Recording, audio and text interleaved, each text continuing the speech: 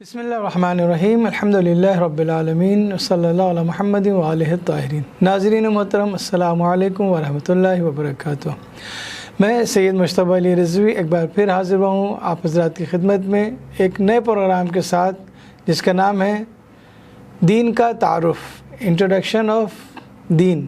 اس سیریز میں ہم دین کی تعریف، دین کی ضرورت اور اسلام کی حقانیت پر گفتگو کریں گے۔ اس سلسلے کا پہلا درس آج آپ کی خدمت میں پیش ہے۔ سب سے پہلے دین کی تعریف۔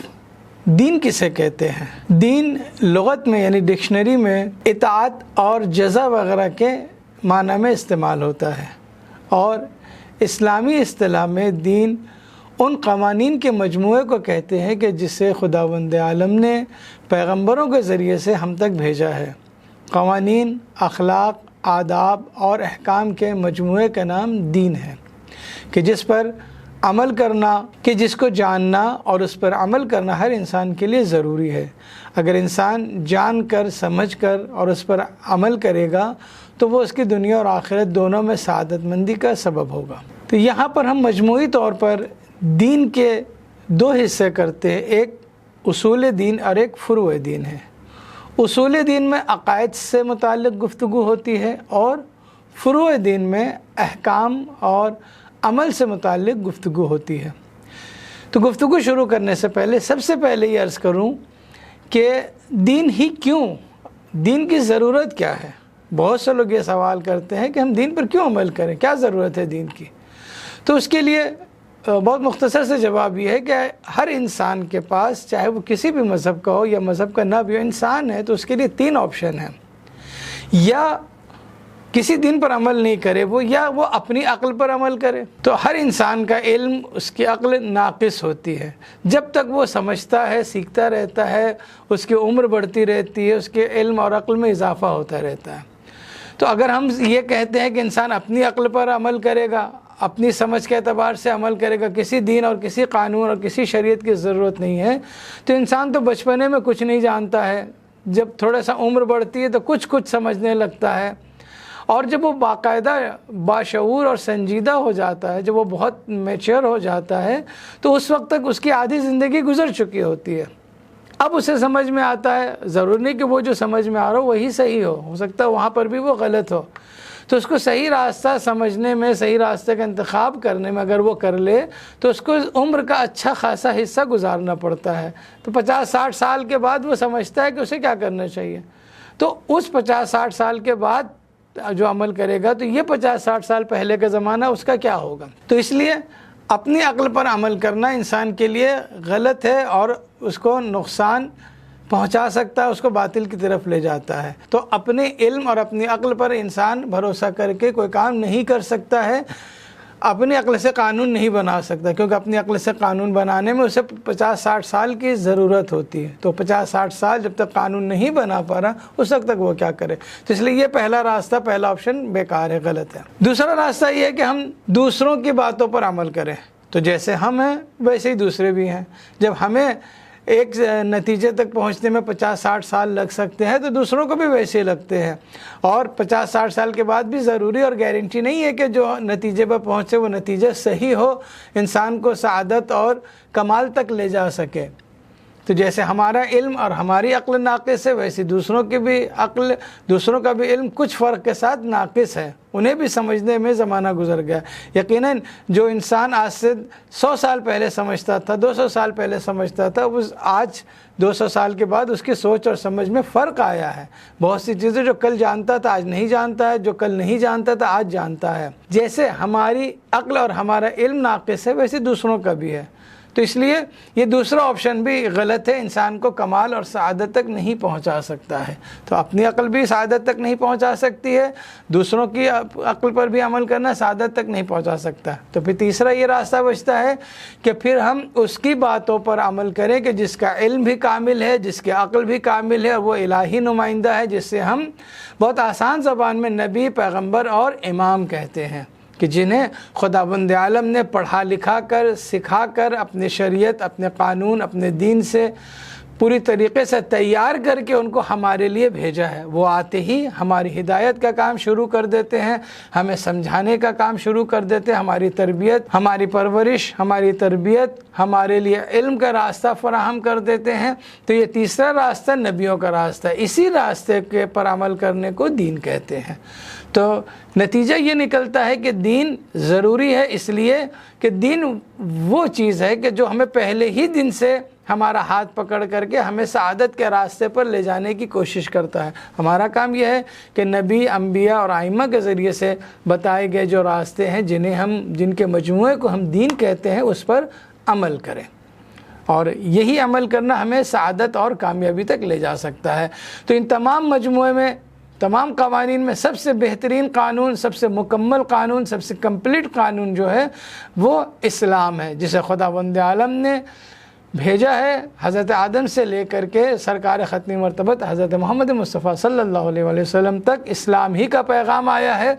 और गदीर में इस्लाम मुकम्मल हुआ है, जिस पर अमल करना हम सब के लिए सआदत का बाइस है। दुनिया में भी कामयाबी और सआदत है और आखिरत में भी कामयाबी और सआदत है। तो दीन की ज़रूरत यह है कि हम अमल करेंगे तो वो हमें सआदत और कामयाबी तक पहुँचाएगा। इस्लाम की हक्कानियत, इस पर भी मुख्तसर से गुफ्तगू हो जाए। इस्लाम की हक्कानियत के लिए ये बात बहुत मुनासिब है और काफ़ी होगी कि बाकी जितने भी दीन आए थे वो चूँकि मुकम्मल नहीं हुए थे, चूँकि इंसानी अक्ल और शऊर उतना तरक्की याफ्ता नहीं हुआ था, इंसानी अक्ल में उतना शऊर बुलंद नहीं हुआ था, इसलिए शरीयत के कुछ हिस्से आते थे और कुछ ज़माने तक आते थे, कुछ महदूद ज़माने तक, यानी लिमिटेड पीरियड तक सारे कानून रहते थे।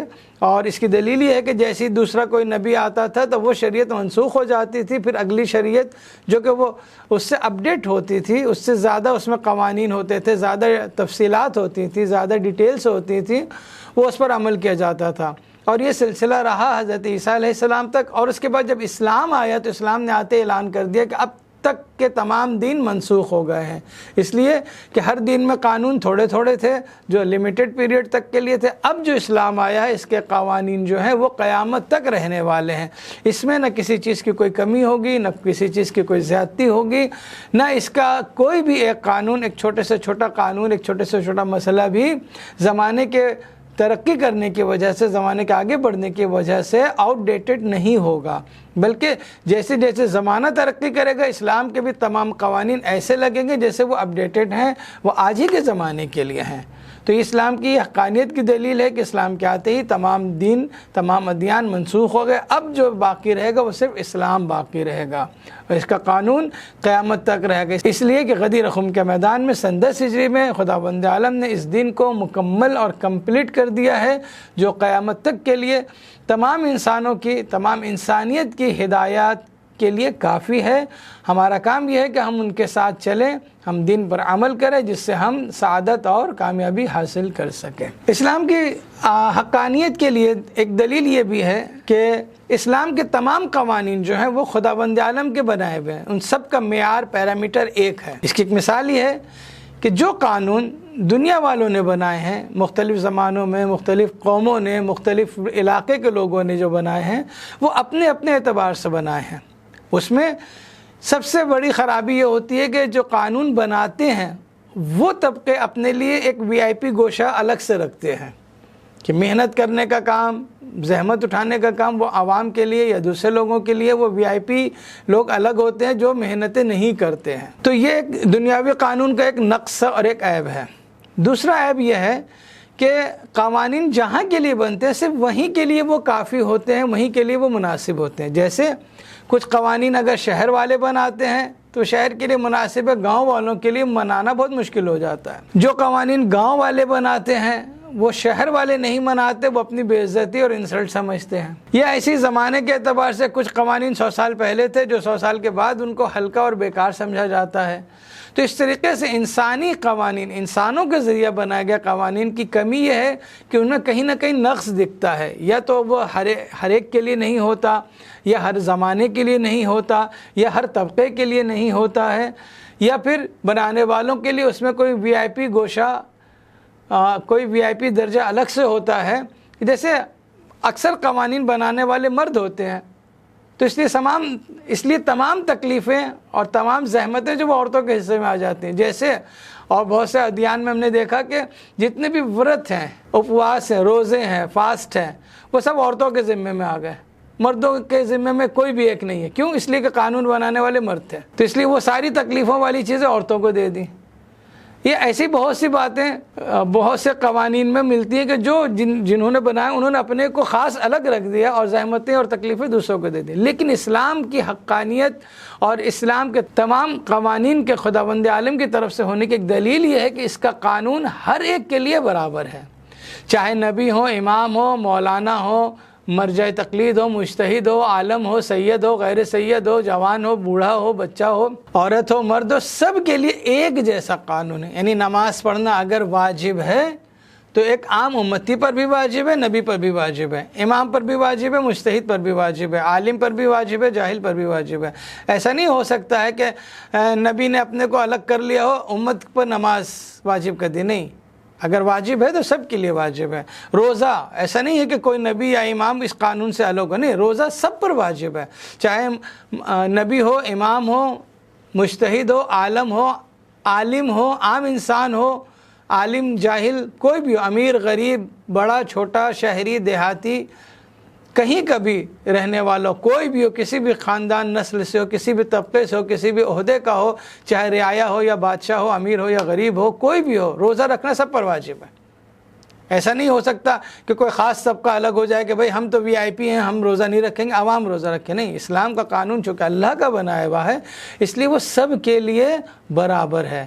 کوئی اگر خاندانی مسلمان ہے اس پر بھی واجب ہے، کوئی ابھی نو وارد مسلمان ہوا ہے تو اس پر بھی روزہ رکھنا ویسے ہی واجب ہے جیسا پہلے والے کے لیے ہے. تو اس میں کوئی فرق نہیں ہے. تو اسلام کے قوانین کی حقانیت کی ایک دلیل یہ ہے کہ وہ قانون سب کے لیے برابر ہے، سب کے لیے یکساں ہے، اس میں کوئی فرق نہیں ہے.